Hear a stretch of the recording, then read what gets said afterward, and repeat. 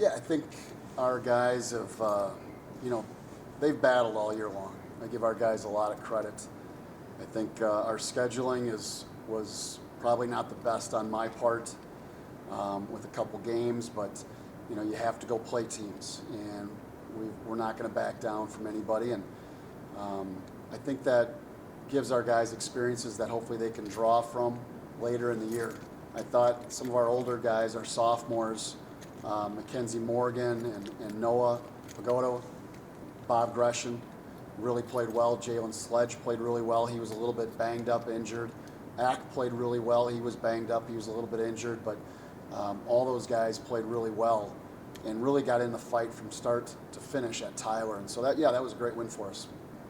Going back to that DBU game, I mean, people look at the scores that we lost, but you guys rallied back multiple times in that game after they were on a run. So just the fight they kept having, even in a loss, had to pretty make you happy. Yeah, it did. They never gave up. We got it down to 6 with 4 minutes to go. We missed a wide open 3, and they got a run out on it. And our transition defense was terrible. Our transition offense was terrible. I mean, it's some of the things that, and you can work on that in practice. It's hard to emulate everything. Last year we had a few more guys. This year we're down a few guys. We had a couple guys leave.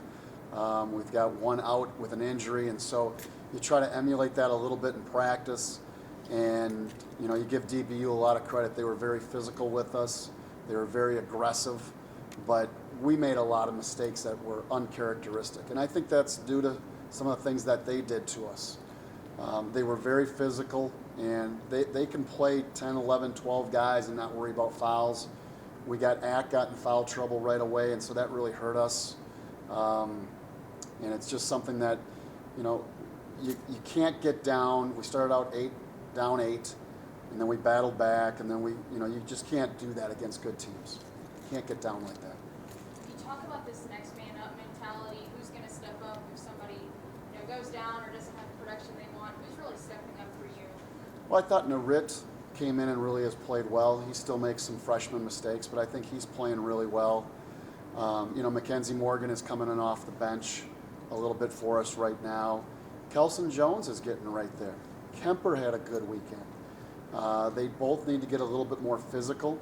I'd like them to find out where the weight room is on campus, and hopefully they can get over there and maybe introduce themselves to Brandon Miller, and hopefully they can get a little bit bigger, stronger.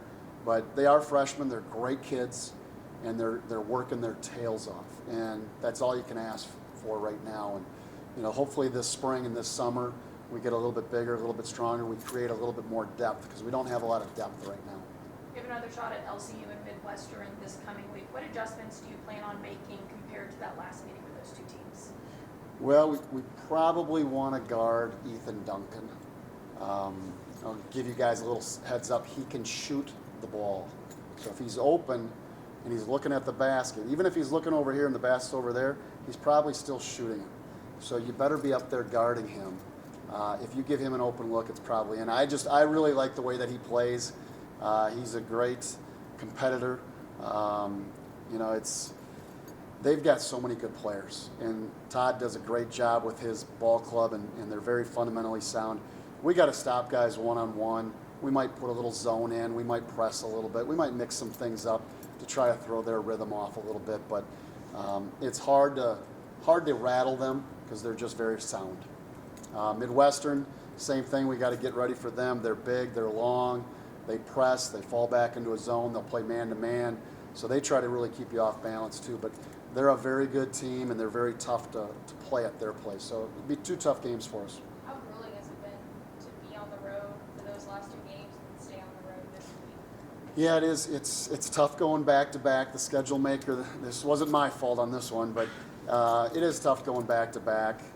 At least it's somewhat close with Lubbock, but Tyler's 7.5-hour trip over there, and DBU is a long one, so it is, it wears on you a little bit. But that's all of our teams here at WT.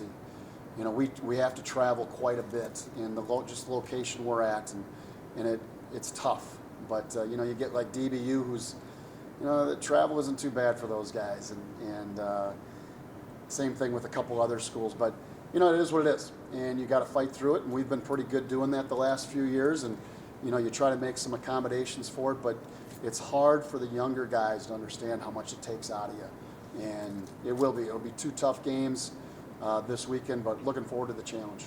They're both also 2 teams you're trailing there in the division standings, so important-wise for postseason. Yeah, there's no question. These are huge games for the conference standings to get into the conference tournament. They only take 8 teams, so right now we're kind of on that bubble of just getting into the conference tournament. We're kind of on the bubble for the regional right now, so every game is a big game for us as well as for them. You know, it's something that it's everybody has it, and that's what makes, you know, kind of February and March madness. And you got to play well at the end of the year to get in. And you know, I'm again looking forward to the challenge.